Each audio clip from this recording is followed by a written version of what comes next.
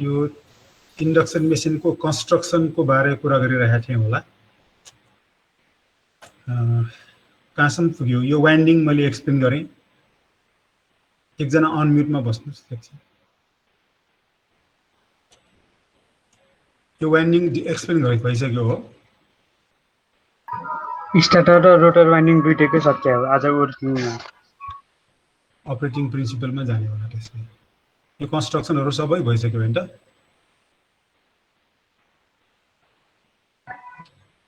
भयो सर भयो। Okay. Operating principal भनेको छैन नि? नै छैन, सुरु नि गरेको छैन। ओके ओके, ल सबैले अनम्युट गर्नु होला अब।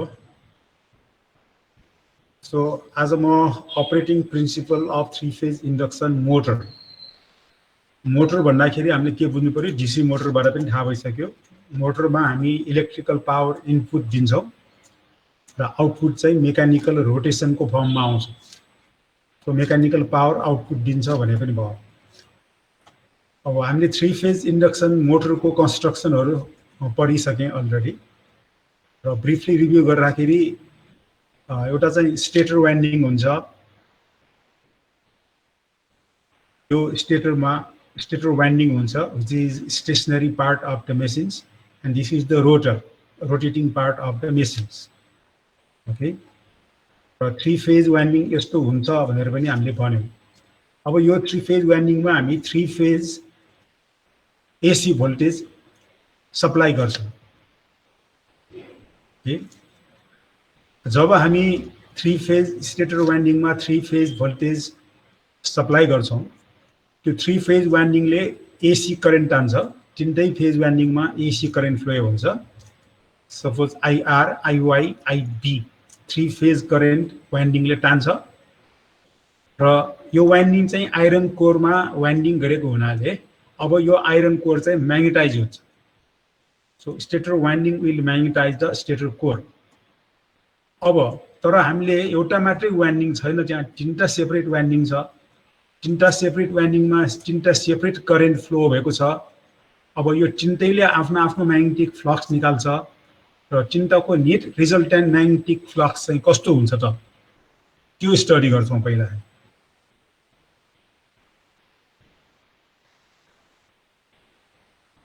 ओके, र यो सिम्प्लिफाइड क्रस सेक्सनल एरिया देखाएको छ मेसिन्सको। यहाँ 3 फेज वाइन्डिङलाई मैले आर फेज वाइन्डिङ यसले दुईटा मात्रै कन्डक्टर अथवा एउटा मात्रै कोइल भनेर देखाएँ, यो अपरेटिङ प्रिन्सिपल एक्सप्लेन गर्न सजिलो होस् भनेर। त्यस्तै वाई ड्यास अर्को कोइल भयो र बी ड्यास अर्को कोइल भयो। यो आर ड्यास भन्दा वाई ड्यास चाहिँ 120 डिग्री फरकमा राखेको छ जोमेट्रिकलले पनि। ओके, जब हामी यो आर कोइलमा आर ड्यास कोइलमा आईआर भन्ने एसी करेन्ट पठाउँछौँ, त्यो एसी करेन्टले एसी फ्लक्सै निकाल्छ यो आइरन कोरमा र त्यो आइरन कोरको मा निस्केको फ्लक्स पनि एसी नै हुन्छ। त्यो एसी को म्याथमेटिकल इक्वेसन हामी यसरी रिप्रेजेन्ट गर्न सक्छौँ। So phi R equal to phi M peak value sine omega T. Current sine wave अनुसार चेन्ज भएकोले म्याग्नेटिक फ्लक्सको म्याग्निट्युड पनि साइन वेभ अनुसार चेन्ज हुन्छ र जुन बेला करेन्ट म्याक्सिमम हुन्छ फ्लक्स पनि म्याक्सिमम हुन्छ। त्यस्तै वाई फेज वाइन्डिङले प्रोड्युस गर्ने म्याग्नेटिक फ्लक्सको म्याथमेटिकल इक्वेसन यो हुन्छ अनि बी फेजले निकालेको म्याग्नेटिक फ्लक्सको इक्वेसन यस्तो हुन्छ। ओके, अब यो डायग्राममा हामीले के देखाएको छु भने करेन्ट बाहिर आयो भने डट राख्छु त्यो वाइन्डिङबाट, यो क्रस सेक्सनबाट। करेन्ट भित्र गएको छ भने हामी क्रस राख्छौँ। इट इज द एउटा साइन कन्भेन्सन जस्तै हो। यो कन्डक्टरबाट करेन्ट भित्र गएको छ भने क्रस राख्छौँ, यो बाहिर आएकोलाई हामी डटबाट रिप्रेजेन्ट गर्छौँ। यदि करेन्ट फ्लो भएको छैन भने क्रस पनि राख्दैनौँ, डट पनि राख्दैनौँ हामी। अब यो तीनटा फ्लक्सको नेट रिजल्टेन्ट कस्तो हुन्छ भनेर हामीले स्टडी गर्न खोजेको। अब यो तीनटा एसी फ्लक्सको फेजर डायग्राम र वेभ फर्म हामी यसरी ड्रा गर्न सक्छौं So this is the waveform of AC flux, 3-phase AC flux. So R phase flux, त्यसको peak value Vm, यसको mathematical equation phi R is equal to phi m sin omega t हो.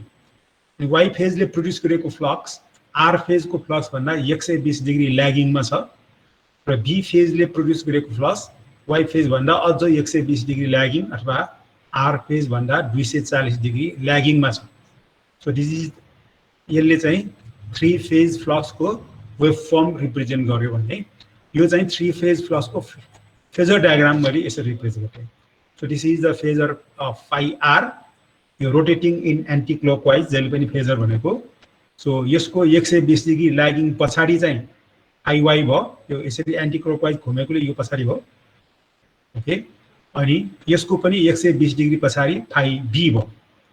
Okay र हामी के मान्छौं भने phi r को positive direction यो हो phi y को पोजिटिभ डाइरेक्सन यो हो र phi b को पोजिटिभ डाइरेक्सन यो हो भनेर यो फेजर डायग्राममा हामी रेफरेन्स लिए जस्तै भयो. अब यो तीनटाको रिजल्टेन्ट डिफरेन्ट इन्स्ट्यान्टमा यो ओमेगा टी त चेन्ज हुँदै जान्छ है. यो ओमेगा टी को डिफरेन्ट इन्स्ट्यान्टमा रिजल्टेन्ट फ्लक्स कस्तो हुन्छ त यो तीनटाको रिजल्टेन्ट फ्लक्स कस्तो हुन्छ भनेर हामी स्टडी गर्न लागेको. त्यो रिजल्टेन्ट फ्लक्स भनेको मतलब कन्स्ट्रक्सनमा हेर्यो भने यो स्टेटर र रोटरको बीचमा एयर ग्याप छ नि यो एयर ग्यापमा क्रस हुने नेट म्याग्नेटिक फ्लक्स कस्तो हुन्छ भनेर हामीले क्याल्कुलेट गर्न लागेको. यसलाई एयर ग्याप फ्लक्स पनि भन्छौं हामी. अब एउटा पार्टिकल इन्स्ट्यान्टमा म स्टडी गर्छु when omega t is equal to 0 भनेको यो इन्स्ट्यान्ट यो इन्स्ट्यान्टमा यो म्याथमेटिकल इक्वेसन अनुसार phi r 0 हो. यो वेभ फर्मबाट पनि क्लियर छ यो 0 भइरहेछ र phi y त्यति बेला 0 छ त छैन. phi y कति छ नेगेटिभमा छ. कति छ त यो फर्मुलाबाट आउँछ omega t is equal to 0 degree राखिदिएपछि यसको भ्यालु -√3/2 phi m आयो. So this is negative value. Okay त्यस्तै phi b कति हुन्छ भनेर यो फर्मुलाबाट निकाल्छौं omega t is equal to 0 राख्ने 0 राखेर यो प्लस √3/2 vm आयो. र हेर्नुस् त यो न्यूरो क्लब चाहिँ अहिले 0 मा प्लस छ. यो वेभफर्म अलिकति मिलेको छैन. यो म्याक्सिमममा पुग्दैन होला यता जान्छ होला. म करेक्ट गरेर पठाउँछु फेरि. अहिले यो म्याक्सिमम भएर म्याक्सिमम त आएको छैन यहाँ. यो यसरी यहाँनिर जान्छ होला √3/2 प्लस है. अब यसको आधारमा हामीले के भन्यौं phi r छँदै छैन. अब यो फेजरमा यो phi r छैन. phi y चाहिँ नेगेटिभ भनेपछि phi y को डाइरेक्सन यो भन्दा उल्टो यो डाइरेक्सनमा पर्ने भयो. यो phi b चाहिँ पोजिटिभ जुन डाइरेक्सनमा छ त्यही डाइरेक्सनमा पर्ने भयो. त्यसैले यो when omega t is equal to 0 degree यो फेजर डायग्राम कस्तो हुन्छ भनेर हेर्यो भने यस्तो हुने भयो. ओके phi r लेखेन मैले यसको नेगेटिभ यता देखाएँ. यो phi b as it is. So phi b as it is त्यसको म्याग्निट्युड यति phi y यति आएको यो चाहिँ नेगेटिभ हो. ओके अब यो दुईटाको रिजल्टेन्ट भनेको प्यारालेलोग्राम थ्योरी अनुसार यति हुन्छ. ओके यसको म्याग्निट्युड क्याल्कुलेट गर्ने फर्मुला यो हो. यो फर्मुला परिचित होला ल अफ प्यारालेलोग्राम फिजिक्समा पनि पढेको होला फोर्समा. Okay where cos theta is the phase angle between this vector and this vector. अहिले यो 60 डिग्री हुन आउँछ. So if you calculate this, substitute these values, यो 1.5 m आयो र नेट फ्लक्स को डाइरेक्सन के हो त भर्टिकल्ली डाउन छ. Please note it down vertically down. Okay त्यो कुरा फिजिकल्ली हामी यो डायग्राममा पनि भेरिफाई गर्न सक्छौं. यति बेला phi r कति भनेको 0 त्यसको भनेको मतलब ir पनि 0 हो. करेन्ट 0 भएको हो त्यति बेला. सो r कोइलमा मैले करेन्ट देखाइन. ओके अनि y मा करेन्ट नेगेटिभ आएको हो नि त अथवा फ्लक्स नेगेटिभ आएको. त्यसै नेगेटिभ भनेको मैले यो बाहिर आएको माने. ओके करेन्ट यहाँबाट बाहिर आएको र b चाहिँ कति आएको पोजिटिभ आएको हो. b चाहिँ पोजिटिभ आएको हो. सो बी पोजिटिभ त्यसैले यो बी कोइलमा करेन्टको डाइरेक्सन यस्तो हुन्छ, वाई कोइलमा करेन्टको डाइरेक्सन हुन्छ, वाई ड्याशमा यस्तो हुन्छ, बी ड्याशमा यस्तो हुने भयो करेन्ट डाइरेक्सन। अब यो करेन्ट क्यारिङ कन्डक्टरले फ्लक्स यो डाइरेक्सनमा निकाल्छ यसरी, र यो करेन्टले फ्लक्स यो डाइरेक्सनमा निकाल्छ। यो राइट ह्यान्ड के हो, स्क्रू रुल हो। ओके, त्यसैले यो पनि फ्लक्स दुवै एड भएर भर्टिकल्ली डाउन भयो। So it is vertically down. Okay, so omega T is equal to 0 हुँदाखेरि म्याग्निट्युड 80 नेट रिजल्टेन्ट फ्लक्सको र डाइरेक्सन चाहिँ भर्टिकल्ली डाउन। ओके, सो यो कुराहरू यहाँ लास्ट लाइनमा लेखेको छ। अब अर्को instant when omega T is equal to 60 degree यो इन्स्ट्यान्टमा यो ब्लू चाहिँ 0 मा छ कि त्यो म्याथमेटिकली पनि हामी निकाल्न सक्छौँ। So phi R is equal to यो ओमेगा टी को ठाउँमा 60 डिग्री राख्नु पर्यो plus √3/2 phi M. Phi Y is equal to यो ओमेगा टी को ठाउँमा 60 डिग्री राखेपछि यो माइनस √3/2 फाइ एम आयो, र यसमा यो omega T is equal to 60 degree राख्दाखेरि यो 0 आउँछ। सायद यो 180 डिग्री आयो होला, यो 0 आयो। ओके, त्यसैले यहाँ केबाट फाइ आर चाहिँ पोजिटिभ, त्यसैले फाइ आर पोजिटिभ डाइरेक्सनमै देखायौँ। फाइ वाई चाहिँ नेगेटिभ, वाई कता थियो पोजिटिभ यता थियो, नेगेटिभ यता देखाएँ। अनि बी फेजको फ्लक्स 0 त्यो देखाउँदै देखाएन यहाँ। अब यो दुईटा फ्लक्सको नेट रिजल्टेन्ट यो डाइरेक्सनमा पर्यो। ओके, यसको म्याग्निट्युड हामी यो फर्मुलाबाट क्याल्कुलेट गर्छौँ। यो अगेन 1.55 एम आउँछ। र अब करेन्टहरू चेन्ज भयो। अब बीमा करेन्ट 0 भएको हो, वाईमा करेन्ट यस्तो भयो, आर ड्याशमा करेन्ट यस्तो भयो, र आरमा करेन्ट यस्तो भयो, वाई ड्याशमा करेन्ट यस्तो भयो। अब यो करेन्टले फ्लक्स यो डाइरेक्सनमा निकाल्छ, र यो करेन्टले फ्लक्स यो डाइरेक्सनमा निकाल्छ। यो दुईटैको रिजल्टेन्ट यो डाइरेक्सनमा पर्यो। सो हामीले के पायौँ भने फ्लक्सको म्याग्निट्युड चाहिँ चेन्ज भएन, र डाइरेक्सन चाहिँ चेन्ज हुँदै गयो। पहिला भर्टिकल्ली डाउन थियो, अब क्लकवाइज डाइरेक्सनमा 80 एङ्गल मुभ भएर यहाँ पुग्यो डाइरेक्सन। फेरि अर्को एउटा क्वेसन स्टडी गरौँ, 120 डिग्रीमा के हुन्छ त। Omega T is equal to 120। Phi R को भ्यालु क्याल्कुलेट गर्दाखेरि यही फर्मुलाबाट omega T is equal to 120 राखेर यति आयो। अब वाई चाहिँ के हुन्छ त, अब 120 माइनस 120 0 हुन्छ, यो 0 भयो, र बी फेजको नेगेटिभ भ्यालु आयो अब। ओके, सो फाइ आर पोजिटिभै राखेँ, बी पोजिटिभ यता थियो, नेगेटिभ यता आयो, अनि सरी वाई चाहिँ 0 भयो, बी पोजिटिभ यता थियो, नेगेटिभ यता आयो। सो यो दुईटाको रिजल्टेन्ट फेरि 1.5 आउँछ यो फर्मुलाबाट। अब नेट रिजल्टेन्ट फ्लक्स चाहिँको डाइरेक्सन यता पर्यो, यहाँबाट पनि यो यता पर्छ। के पायौँ त हामीले भने at any instant of omega t, the net resultant flux को magnitude constant and equal to 1.5 phi m, but its direction is rotating in clockwise direction. And यो particle constant speed मा यो direction rotate हुन्छ। र यस्तो magnetic field जसको magnitude चाहिँ constant तर direction चाहिँ rotate भइरहेको छ भने त्यस्तो magnetic field लाई हामी रोटेटिङ म्याग्नेटिक फिल्ड भन्छौँ।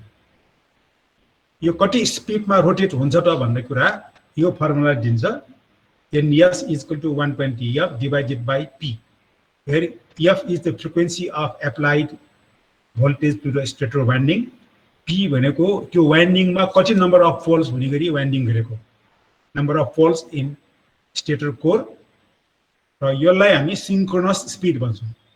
रोटेटिङ म्याग्नेटिक फिल्डको स्पिडलाई हामी सिन्क्रोनस स्पिड भन्छौँ। यो रेभोल्युसन पर मिनेटमा आउँछ। त्यसैले यो 60 1 मिनेटको 60 सेकेन्ड अनि यो 2 ले मल्टिप्लाई गरेर 120 आइरहेको हो। यो फर्मुलाबाट क्याल्कुलेट हुने स्पिडको युनिट रेभोल्युसन पर मिनेट अर्थात् छोटकरीमा हामी आरपीएम भन्छौँ। So this is the rotating magnetic field. Okay, अझै यो अपरेटिङ प्रिन्सिपल एक्सप्लेन गर्न सकेको छैन। हामीले त रोटर कसरी घुम्छ एक्सप्लेन गर्न बाँकी छ। ओके, अब हामीले के पायौँ भने यो 3 फेज वाइन्डिङमा 3 फेज सप्लाई दिएपछि यो एयर ग्यापमा रोटेटिङ म्याग्नेटिक फिल्ड प्रोड्युस हुन्छ। सपोज यो नर्थ पोल हो, यो साउथ पोल भयो कोरमा, अहिले फ्लक्सको डाइरेक्सन यो डाइरेक्सनमा छ अनि यो क्लकवाइज घुम्दै जान्छ। भनेको मतलब यो नर्थ पोल र साउथ पोलले यो कोरमा घुमे जस्तै भयो र यो फ्लक्सको डाइरेक्सन पनि घुम्दै जान्छ। Okay, so this is the situation. अब यो फ्लक्सको डाइरेक्सन घुम्दै जाँदाखेरि यो फ्लक्सले यो रोटर कन्डक्टर जुन अहिले सुरुमा घुमेको छैन, यो रोटर कन्डक्टरहरू हो, यो त्यसलाई काट्छ।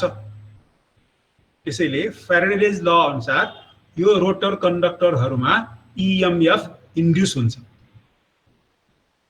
र यो रोटर कन्डक्टर स्क्विरल केजको केसमा दुवै एन रिङबाट सर्ट सर्किटेड छ र फेज 1 रोटरको केसमा यो कार्बन ब्रश र स्लिप रिङ र कार्बन ब्रशको थ्रु सर्ट सर्किट छ। सो रोटर सर्किट त क्लोज पार्टमा छ, त्यो क्लोज पार्टभित्र EMF प्रोड्युस भयो फ्याराडेज ल अनुसार। त्यसैले यो रोटर कन्डक्टरमा करेन्ट फ्लो हुन्छ। अब केबाट final situation? These rotor conductors are current carrying conductor and lying in the magnetic flux. So force will develop on these conductor. With the help of that force, the rotor will rotate.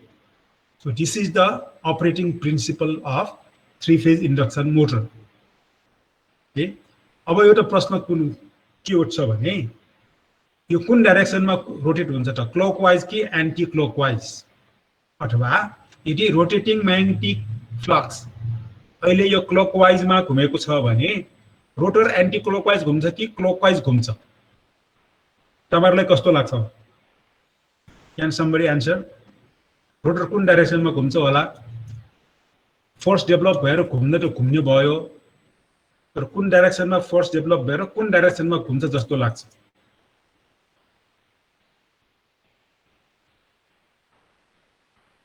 Anti clockwise भयो। Anti clockwise घुम्छ जस्तो लाग्छ कि तपाईलाई? अब म कुन डाइरेक्सनमा घुम्छ स्टडी गर्छु है त।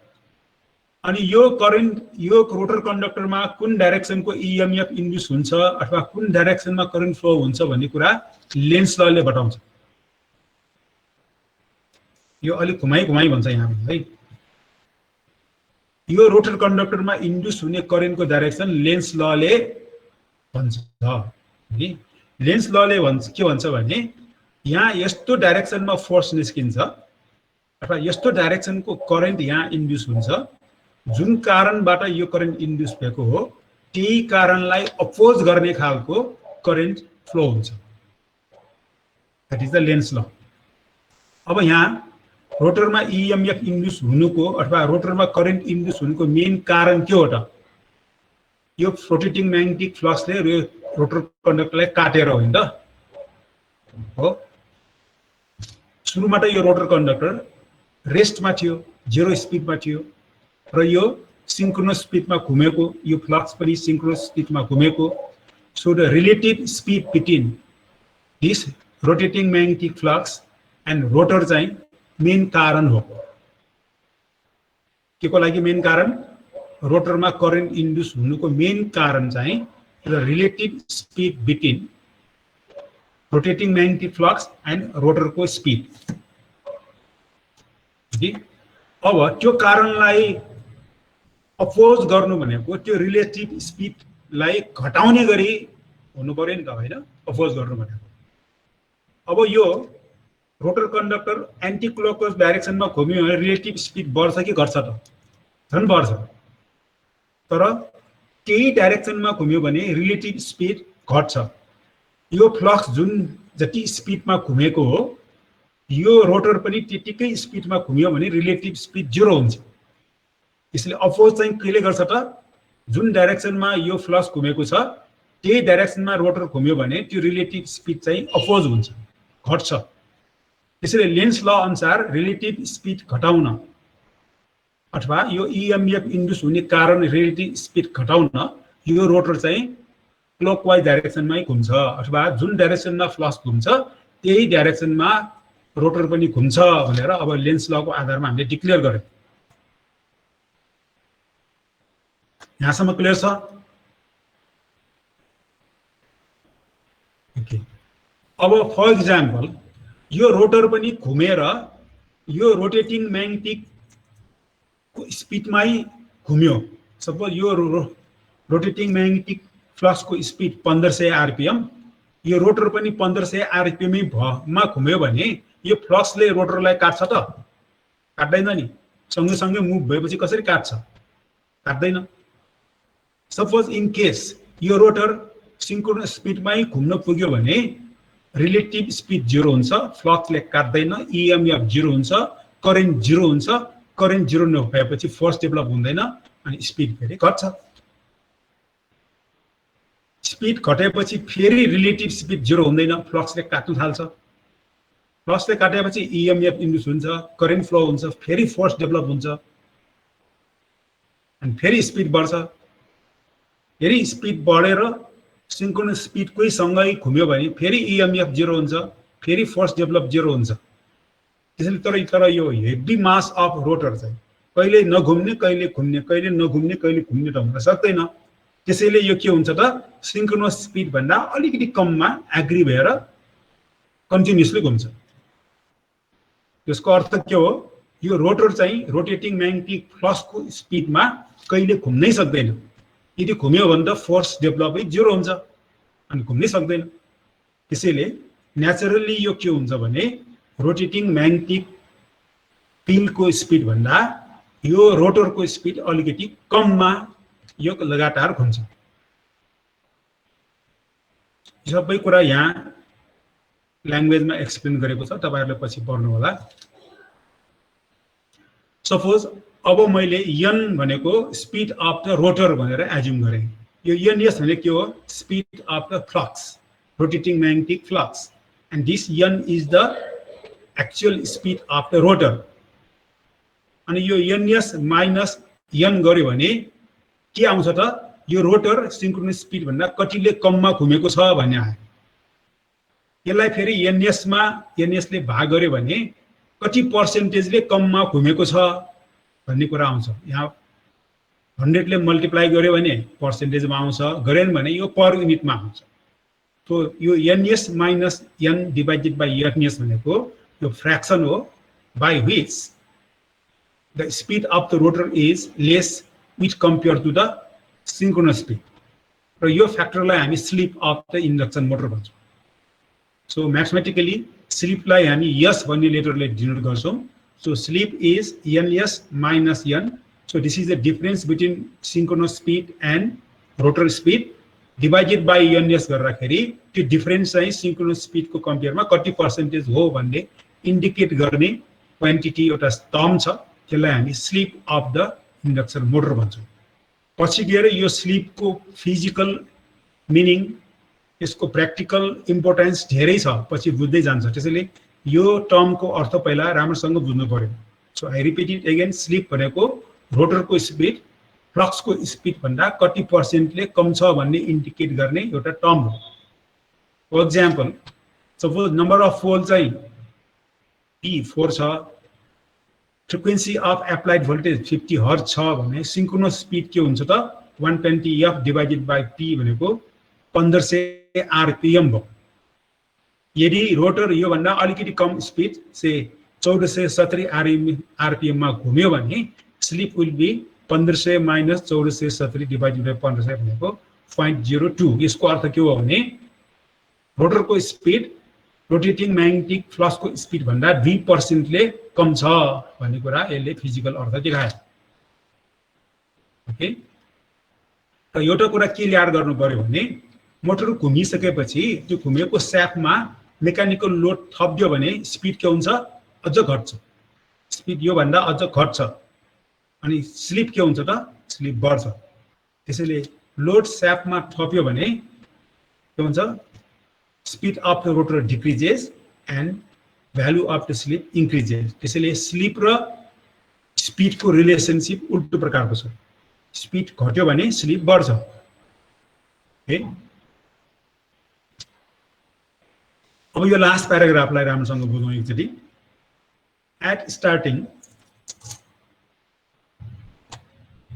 रोटर इज 0 स्पिड इज 0 स्पिडबाट यो घुमेर आउने हो बिस्तारै घुमेर उसको इनर्सियाको कारणले वेटको कारणले एकैचोटि 1500 मा घुम्न सक्दैन स्पिड बढ्दै 0 बाट बढ्दै बढ्दै लास्टमा 1500 मा घुम्ने हो त्यसैले एट स्टार्टिङ यो रिलेटिभ स्पिड इज म्याक्सिमम त्यसैले एट स्टार्टिङ रोटेटिङ म्याग्नेटिक फ्लक्सले रोटर कन्डक्टरलाई म्याक्सिमम रेटमा काट्छ therefore EMF induced in the rotor conductor at starting will be maximum and त्यही अनुसार करेन्ट पनि म्याक्सिमम ड्र गर्छ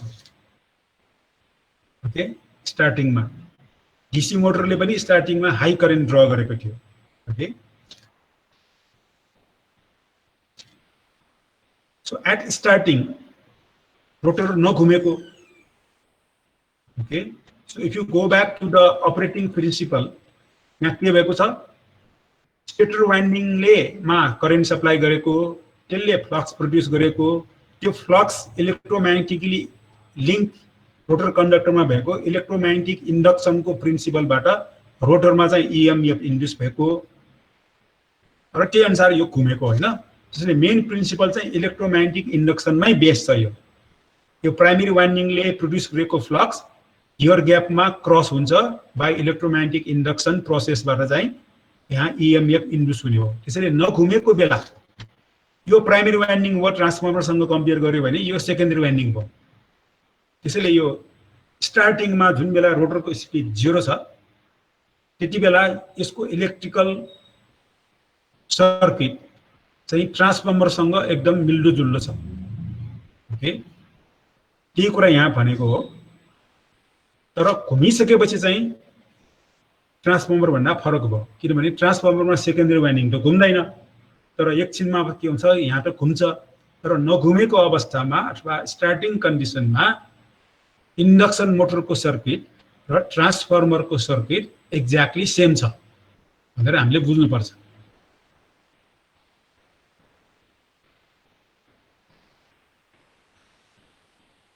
त्यसैले स्टार्टिङमा चाहिँ सपोज हामीले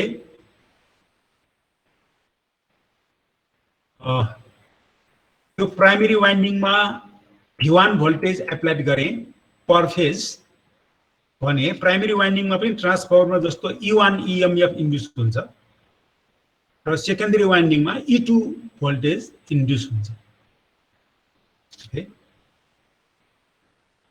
so E1 is the EMF induced in the stator winding per phase and E2 is the EMF induced in the rotor winding per phase. They are related by this transformation ratio. The transformer को theory हो. Okay. At starting यो E2 को frequency कति हुन्छ त यो AC voltage induce हुन्छ ट्रान्सफर्मरमा जस्तै हुन्छ ट्रान्सफर्मरमा प्राइमरी को फ्रिक्वेन्सी र सेकेन्डरी को फ्रिक्वेन्सी एउटै हुन्छ त्यसैले यहाँ पनि के हुन्छ त रोटरको फ्रिक्वेन्सी एउटै हुन्छ ओके र फ्रिक्वेन्सी कति हुन्छ त यहाँबाट हामी निकाल्न सक्छौं so F will be NSP divided by 120 यो V1 50 हर्ट्ज छ भने यो पनि 50 हर्ट्ज नै हुन आउँछ ओके तर when the rotor rotates the relative speed between rotating magnetic field and rotor conductor decreases अनि फ्लक्सले काट्ने क्रम रेट घट्छ अनि EMF इन्ड्युस चाहिँ घट्छ रोटरमा त्यसैले घुमेको अवस्थामा EMF इन्ड्युस चाहिँ नघुमेको EMF इन्ड्युस टाइम्स स्लिप हुन्छ स्लिपको भ्यालु जहिले पनि लेस देन 1 हुन्छ त्यसैले यो ER will be less than E2 where E2 is the नघुमेको बेला रोटरको EMF यो घुमेको बेला रोटरको EMF ओके र घुमेपछि यो ER को फ्रिक्वेन्सी चाहिँ यस्तो हुन्छ यो NS को ठाउँमा हामीले डिफरेन्स अफ स्पिड राख्नु पर्ने भयो फर्मुलामा so this is the formula for EMF induced in the rotor circuit when rotor is rotating अब हामीले FR र F को रेशियो लियो भने यस्तो आउँछ सो एफआर को फर्मुला मैले यो यहाँ राखेँ, यो एफ को फर्मुला मैले यहाँ राखेँ। ओके, तो पीपी क्यान्सल हुन्छ, 120 120 क्यान्सल हुन्छ। So you will get NS minus N divided by NS. यो भनेको स्लिप हो, त्यसैले एफआर डिभाइडेड बाई एफ भनेको स्लिप हुन आयो। अब यसलाई हामी यसरी लेख्न सक्छौँ। So frequency of EMF induced in the rotor when running is equal to S times the frequency of rotor EMF when it is not rotating। और F भनेको एप्लाइड भोल्टेज को हो, त्यसैले एप्लाइड भोल्टेज को फ्रिक्वेन्सी र रोटरमा induce हुने EMF घुमेको बेलाको रिलेसनशिप यस्तो हुन्छ भन्ने यो एउटा फर्मुला हामीले डिराइभ गर्छौं। ओके,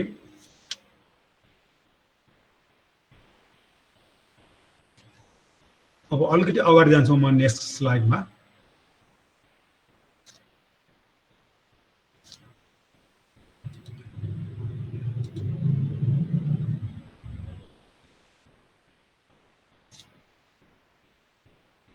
अर्को स्लाइड आयो, लेक्चर नम्बर 14 भनेर एकजनाले बोल्नुस्। हजुर सर, आयो सर। ओके, अब हामी यो अपरेटिङ प्रिन्सिपल चाहिँ बुझ्यो हामीले। अब यसको एनालाइसिस गर्छौं हामी यो इन्डक्सन मोटरको सर्किट इक्विभ्यालेन्ट सर्किट बनाएर। So analysis of stand still condition भनेको नघुमेको अवस्थालाई हामी स्ट्यान्ड स्टिल भन्छौं।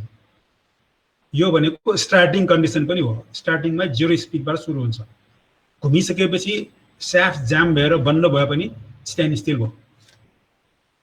ओके, र अघि भने जस्तै यो रोटर सर्किट नघुमेको बेला इन्डक्सन मोटरको सर्किट र ट्रान्सफर्मरको सर्किट त सेम हुने भयो। त्यसैको आधारमा मैले अब 3 फेज इन्डक्सन मोटरको पर फेज इक्विभ्यालेन्ट सर्किट नघुमेको बेला स्ट्यान्ड स्टिलमा यस्तो हुन्छ भनेर ड्र गरेँ। त्यही लजिक मात्रै भने हुन्छ, नघुमेको बेलामा ट्रान्सफर्मर र इन्डक्सन मोटरको कन्डिसन एउटै हो, त्यसैले इक्विभ्यालेन्ट सर्किट पनि एउटै हो भनेर हामीले डिक्लेयर गरिदियौँ। ओके, त्यसैले so V1 is the applied voltage, so this is the shunt branch like in the transformer, so this is no load current। यो iron loss in the stator core represent गर्ने current हो यो, र यो के हो त यसले रोटेटिङ म्याग्नेटिक फ्लक्स प्रोड्युस गर्ने, पर फेजमा यसले फ्लक्स निकाल्छ, एयर ग्याप फ्लक्स चाहिँ यसले निकाल्छ। र यो वाइन्डिङको इन्टरनल रेजिस्टेन्स R1 हो, र यो वाइन्डिङको लिकेज रिएक्टेन्स X1 हो। त्यस्तै यो सेकेन्डरीमा EMF इन्ड्युस हुन्छ नभएको बेला E2। Okay, R2 is the internal resistance of rotor winding, and X2 is the leakage reactance of the rotor winding, and secondary winding is short circuited by slip ring or end ring। तर ट्रान्सफर्मरमा यो लोडबाट transformer यो circuit कहिले हुँदैन, load राख्छौं कि no load हुन्छ, तर यहाँ जहिले पनि यो सर्ट सर्किट हुन्छ। ओके, तर सर्ट सर्किट भए पनि धेरै करेन्ट फ्लो हुँदैन, किनभने घुमिसकेपछि चाहिँ यो E2 एकदम कम हुन्छ, S into E2 हुन्छ हैन, त्यसैले थोरै करेन्ट फ्लो हुन्छ, वाइन्डिङ जल्दैन सर्ट सर्किटले। इन्डक्सन मोटर घुमेन भने चाहिँ जल्छ, सप्लाई दिए घुमेन भने चाहिँ जल्छ। यो म्याक्सिमम ट्रान्सफर्मर जस्तै म्याक्सिमम भोल्टेज आउँछ अनि हाई करेन्ट फ्लो भएर जल्छ। ओके, सो यो सबै प्यारामिटर यहाँ डिफाइन गरेको छ, कोर लस रेजिस्टेन्स, म्याग्नेटाइजिङ रिएक्टेन्स, यो सबै कुराहरु यहाँ डिफाइन गरेको छ। So this is the equivalent circuit of 3 phase induction motor per phase when the rotor is not rotating।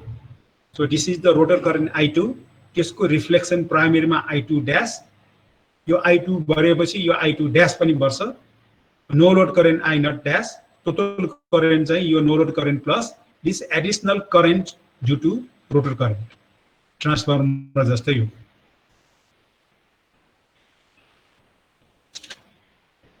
अब यो I2 कसरी निकाल्ने त भन्ने एउटा म इक्वेसन लेख्छु, ओम्स लबाट लेख्न सकिन्छ। यहाँको भोल्टेज सोर्स E2 जस्तो भयो, डिवाइडेड बाइ दिस इम्पिडेन्स गर्यो भने यो I2 आउँछ। So I2 can be calculated as, यो डायग्राम यहाँ फेरि दोहोर्याएको छु, E2 divided by यो इम्पिडेन्स हो हैन यसको इम्पिडेन्स ठीक छ एन्ड यो I2 ले यो E2 लाई ल्याग गर्छ यो चाहिँ इन्डक्टिभ लोड जस्तो भयो यो सर्किटमा यो R र X भएकोले I2 will lag this E2 by phi 2 where phi 2 is R2 divided by Z2 the power factor of the rotor circuit okay यो I2 ले ल्याग गर्छ त्यसैले यो I2 को दुईटा कम्पोनेन्ट्स हुन्छ E2 सँग कम्पेयर गर्यो भने ओके यहाँ एउटा फेजर डायग्राम लेखेको भए सजिलो हुन्थ्यो म लेखेर पठाउँछु पछि सपोज E2 को डाइरेक्सन यस्तो भयो भने I2 चाहिँ ल्याग हुन्छ र I2 को ट्रान्सफर्मरमा जस्तै दुईटा कम्पोनेन्ट्स हुन्छ एक्टिभ कम्पोनेन्ट्स र reactive components okay so this I2 cos phi 2 is the active component अब स्टार्टिङमा यो I2 करेन्ट फ्लो भएपछि रोटरमा टर्क डेभलप हुन्छ अथवा फोर्स डेभलप हुन्छ टर्क डेभलप हुन्छ त्यो टर्कबाट रोटर घुमेर जाने हो तर यो स्टार्टिङमा कति टर्क डेभलप हुन्छ भनेर म एउटा फर्मुला डिराइभ गरिरहेछु so starting torque TS is proportional to flux per pole and active components of the rotor current reactive कम्पोनेन्ट्सले चाहिँ फोर्स डेभलप गर्दैन त्यो बुझ्नु पर्यो तपाईहरुले ओके यो करेन्टको एक्टिभ कम्पोनेन्ट्सले मात्रै फोर्स डेभलप गर्छ रिएक्टिभ कम्पोनेन्ट्सले त फ्लक्स प्रोड्युस गर्ने बारे काम गर्छ so this is the expression K is some constant so starting torque is proportional to your gap flux for magnitude into active components of the rotor current okay तर अब यो flux कस्तो हुन्छ भन्ने कुरा फ्लक्स त यसले निकाल्ने हो यो x0 ले ओके यो v1 डिवाइडेड बाइ x0 गर्यो भने यो I म्यू आउँछ यो I म्यू अनुसार यहाँ फ्लक्स आउने हो so this flux is proportional to I mu यो I म्यू कति हुन्छ भन्ने प्रोपोर्सनल टु v1 हो and v1 is again proportional to E1 हो and E1 is again proportional to E2 हो नघुमेको बेलामा है त्यसैले हामीले के भन्यो भने flux is proportional to I mu हो I mu is proportional to v1 v1 is proportional to E1 and E1 is proportional to E2 so ultimately the flux is proportional to E2 okay त्यसैले यो torque इक्वेसनलाई मैले यसरी राखे यो k लाई मैले k1 भरे यहाँ k लेखे पनि हुन्थ्यो सो k1 गरे यहाँ पनि म k1 गर्छु पछि okay flux is proportional to sorry यो k1 नै हो यहाँ फेरि अर्को प्रोपोर्सनल थपेकोले नयाँ कन्स्ट्यान्ट राखेको phi is proportional to E2 भनेर यो नयाँ कन्स्ट्यान्ट राखेको ओके र यो I2 भनेको यति हो यो I2 लाई चाहिँ मैले यहाँ सारे अनि यो cos phi 2 लाई मैले यहाँ सारे यो cos phi 2 इज यहाँ यो एक्सप्रेसन बुझ्यो कि बुझेन आई रिपिट इट अगेन यहाँबाट आएको हो यो starting torque is proportional to this हो flux is proportional to E2 I2 को फर्मुला यो हो यो यहाँ सारेको हो र यो cos phi को फर्मुला यहाँ सारेको हो ओके अब यो र यो मल्टिप्लाई गरेर राखेर यस्तो भयो सो टर्क को स्टार्टिङ टर्क को फर्मुला यस्तो भयो some constant k1 E2 square E2 र E2 multiply गरेर R2 so this is the expression for torque developed by the motor at starting okay के कुरामा भर पर्छ E2 त कन्स्ट्यान्ट हो R2 मा भर पर्छ x2 मा भर पर्छ but they have a very complicated relationship linear relationship छैन यहाँ R2 छ यहाँ R2 स्क्वायर छ यहाँ फेरि यहाँ x2 स्क्वायर सँग जोडिरहेको छ so the relationship is a very complex अब रोटर यति टर्क स्टार्टिङमा प्रोड्युस गरेपछि यो टर्कको हेल्पबाट रोटर अब घुम्छ घुमेपछि के चेन्ज हुन्छ त अब इन्डक्सन मोटरको सर्किटमा so analysis of running condition of induction motor first change त यो EMF घट्छ अब घुमेपछि फ्लक्सले थोरै काट्छ सो EMF E2 बाट 80 मा घट्छ ER भन्छ अब ER भनेको स्लिप टाइम 80 मा घट्छ सो ER चाहिँ 80 हुन्छ, E2 भन्दा घट्छ अब। र यहाँको फ्रिक्वेन्सी पहिला नघुमेको बेला 50 हर्ट्ज थियो भने यहाँको फ्रिक्वेन्सी जति छ त्यतिकै थियो भने अब नयाँ फ्रिक्वेन्सी रोटर सर्किटको यस्तो हुन्छ। ओके, अब यो जुन रिएक्टेन्स छ नि, यो रिएक्टेन्सको फर्मुला के हो? 2πfL होइन। फ्रिक्वेन्सी घट्छ, अब फ्रिक्वेन्सी घट्छ भनेपछि यो रिएक्टेन्स पनि घट्छ। त्यसरी यसलाई मैले भ्यारिएबल देखाएँ। कसरी घट्छ त? घुमेको बेलाको रिएक्टेन्स नघुमेको बेलाको reactance times sleep. Okay, speed फरक फरक भएपछि यो स्लिप पनि फरक फरक हुन्छ। यो रिएक्टेन्स चाहिँ चेन्ज हुँदो रहेछ at different speed. So it is very complicated. So यसलाई मैले भ्यारिएबल रिएक्टेन्सको फर्ममा देखेँ। ओके, अब कति करेन्ट फ्लो हुन्छ त? यो I2 हुँदैन, अब IR भनेर नाम राख्ने। घुमेको बेलाको रनिङ कन्डिसनको रोटर करेन्ट IR, यो हामी ओम्स लबाट निकाल्न सक्छौँ। अब भोल्टेज कतिबाट? S इन्टु E2 भयो, इम्पिडेन्स चाहिँ यति भयो। सो यसको आधारमा हामीले अब करेन्ट चाहिँ यस्तो हुन्छ। So this is the voltage divided by this impedance. यसको इम्पिडेन्स यस्तो भयो र यो करेन्टले यो ER लाई phi-R एंगलले ल्याग गर्छ, where cos phi-R is R2 divided by this new impedance. अब घुमिरहेको बेलामा कति टर्क प्रोड्युस गर्छ भनेर लेख्यो भने पहिलाको जस्तै घुमेको running torque is equal to some constant, यो phi into active components of this rotor current. Okay, so यो phi को ठाउँमा फेरि मैले E2 राखेँ। त्यो phi त चेन्ज हुने कन्स्टेन्ट हुन्छ। ट्रान्सफर्मरमा जस्तै लोड थपे पनि नघुमे पनि लो लोडमा फुल लोडमा फ्लक्स एउटै हुन्छ भनेरै हामीले V1 divided by x naught गरेर I म्यू कन्स्टेन्ट हुन्छ, त्यो अनुसार फ्लक्स कन्स्टेन्ट हुने हो। So flux is proportional to E2। यो IR को फर्मुला यहाँबाट यहाँ सारियो र cos phi-R को फर्मुला यहाँबाट यहाँ सारियो।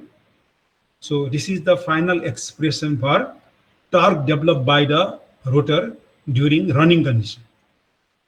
Okay, so we have two different conditions, starting अथवा नघुमेको अवस्थाको र घुमेको अवस्थाको। यो सम्झ्यो भने नघुमेको अवस्था आफै आउँछ। नघुमेको अवस्थामा स्लिप भनेको कति हुन्छ? स्लिपको फर्मुला के हो? NS minus N।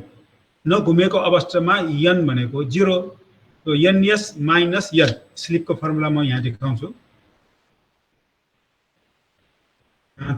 पहिलाको स्लाइड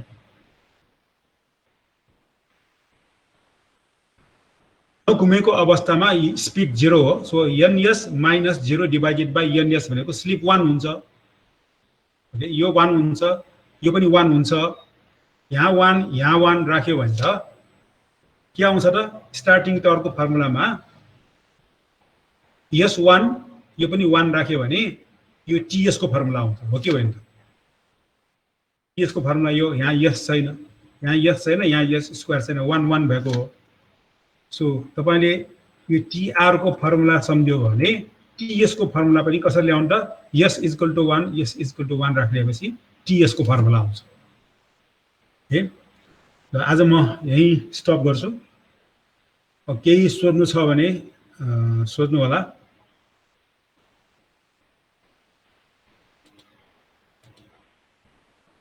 के सोध्नुपर्ने छ सर? सर त्यो इक्विभ्यालेन्ट सर्किट अफ रियल ट्रान्सफर्मरमा त्यो सन्ट प्यारामिटरलाई प्राइमेरीतिर मात्र किन राखिन्छ सर? सेकेन्डरीतिर किन राखिदैन? ओके, ट्रान्सफर्मरको केसमा जहिले पनि हामी प्राइमेरीबाट सप्लाई दिने हो हैन, प्राइमेरी वाइन्डिङलाई फ्लक्स प्रोड्युस गर्ने हो, त्यसैले प्राइमेरीमै राख्नु पर्यो नि। र म्याथमेटिकल एनालाइसिस सेकेन्डरीमा के हो? सेकेन्डरीमा पनि हुन्छ होला नि सर, कोर लसहरु के हुन्छ त्यसलाई चाहिँ अनि कता रिप्रेजेन्ट गरिन्छ सेकेन्डरीको लागि? ट्रान्सफर्मरको सेकेन्डरी कोर भनेको एउटै कोर हो नि ट्रान्सफर्मरमा, होइन र? Sir primary core secondary core छ र दुईटा कोर छ र ट्रान्सफर्मरमा। सर प्राइमेरी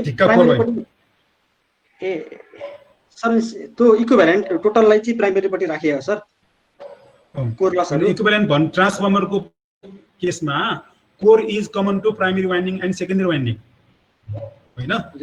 यस सर। इक्विभ्यालेन्ट प्राइमेरीमा राखेको आइरन लस भन्नै परेन, कोर एउटै छ, कोरैमा भएको आइरन लस हो। त्यो कोरमा आइरन लस चाहिँ इनपुट भोल्टेज V1 दिँदाखेरि हुने हो, त्यसैले प्राइमेरीमा देखा पुगिहाल्यो। तर अब इन्डक्सन मोटरमा चाहिँ फरक हुनेवाला छ। त्यहाँ दुईटा कोर छ, प्राइमेरीको कोर स्टेटर कोर हो, सेकेन्डरीको कोर रोटर कोर हो। They have different core. त्यो हामी नेक्स्ट टपिक्समा यसलाई ट्याकल गर्दै जान्छौँ। हुन्छ सर, हुन्छ। ओके, तपाईँले सोधिहाले एउटा कुरा म अहिले भनिदिइहाल्छु है, अनि भोलि पर्सि भन्नु भएन, अहिले भन्नु सजिलो हुन्छ। पावर पोइन्ट देख्यो फेरि?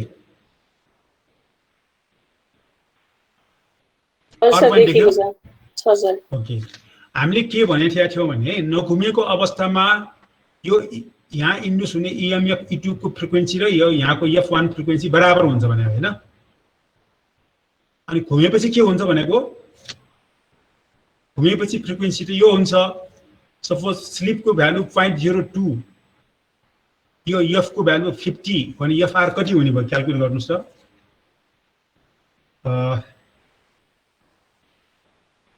50 into 0.02 1 hertz हुन्छ हो। The frequency of EMF induced during the running condition is just 1 hertz. अनि आइरन लस को फर्मुला हेर्यो भने iron loss is proportional to frequency हो कि होइन। यहाँ फ्रिक्वेन्सी नै एकदम कम भइसकेपछि रोटरमा आइरन लस एकदम नेग्लिजिबल हुन्छ घुमिएको अवस्थामा। त्यसैले यहाँ सेकेन्डरीमा पनि अलग ब्रान्च राख्नु पर्दैन।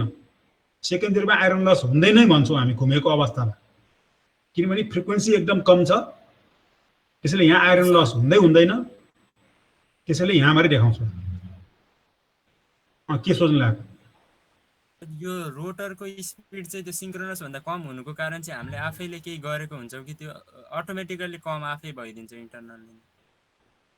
उसले घुम्न खोज्छ होइन, घुमेर सिंक्रोनस स्पिडमै सपोज ल म्याथमेटिकली घुम्यो अरे, अब रिलेटिभ स्पिड 0 भयो, फ्लक्सले काट्छ, अघि पनि भने काट्दैन नि होइन। फ्लक्सले नकाट्ने EMF इन्ड्युस हुन्छ, रोटरमा हुँदैन, अनि करेन्ट फ्लो रोटरमा 0 हुन्छ, फोर्स डेभलप 0 हुन्छ। 0 हुने बित्तिकै स्पिड घट्छ नि त। स्पिड घट्ने बित्तिकै फेरि फ्लक्सले काट्छ। त्यस्तो हुनुको साटो एभरेजमा अलिकति कम स्पिडमा घुम्छ। That is the natural process. यो अटोमेटिकली हुन्छ भने पनि हुन्छ, नेचुरल्ली हुन्छ भनौँ न, अटोमेटिकली भन्दा पनि। क्लियर भयो? कसले सोचेको अघि? कुन भाइले सोचेको? क्लियर भयो कि भाइ? भयो सर, भयो। Hello sir. भनौँ सर, हामीले यो के अरे सेकेन्डरी वाइन्डिङमा यो रियाक्टेन्स मात्रै भ्यारिएबल चाहिँ किन राखेको है? यदि स्लिपमा डिपेन्ड हुने फ्रिक्वेन्सी चेन्ज भयो भने रेजिस्टेन्स चेन्ज हुन्छ। फ्रिक्वेन्सीसँग डिपेन्डेन्ट छ रेजिस्टेन्स। रेजिस्टेन्स ER को भ्यालु के को भ्यालु? ER को स्लिपसँग डिपेन्ड छ नि त। त्यसैले ER इक्वल यस इन्टु नघुमेको बेलाको फोल्ड EMF। स्लिपसँग डिपेन्डेन्ट छ ER पनि। के प्रब्लम हो? मतलब त्यसलाई पनि भ्यारिएबल भनेर देखाउनु पर्छ कि पर्दैन भन्नु खोजेको? पर्दैन, यो यही फर्मुलाबाटै भ्यारिएबल नै। Slip is variable at different speed. Okay, यही भ्यारिएबल भन्ने कुरा यसैले इन्डिकेट गरिरहेको छ। यही एरो देखाउनु परेन। तपाईँ यहाँ यसलाई एरो देखाए पनि केही बिग्रिँदैन, तर देखाउने चलन चाहिँ छैन।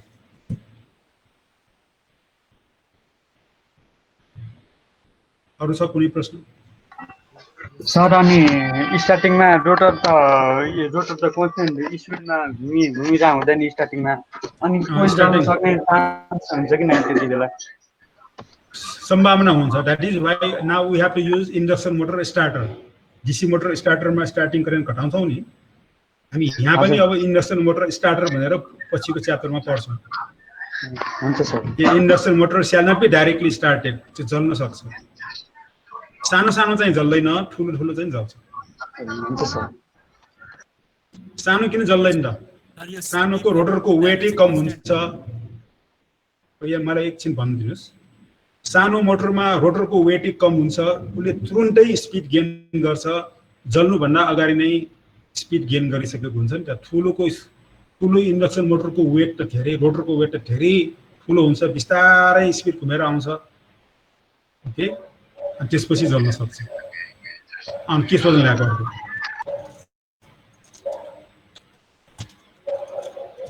के सोध्नु लागेको जस्तो?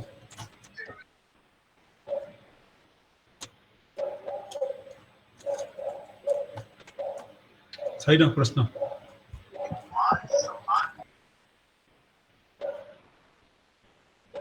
अरू छ के प्रश्न? न सर।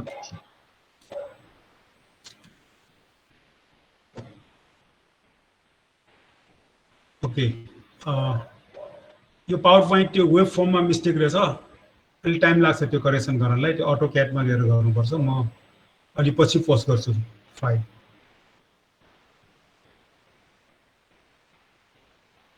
ल त आज म अब कन्क्लुड गर्छु।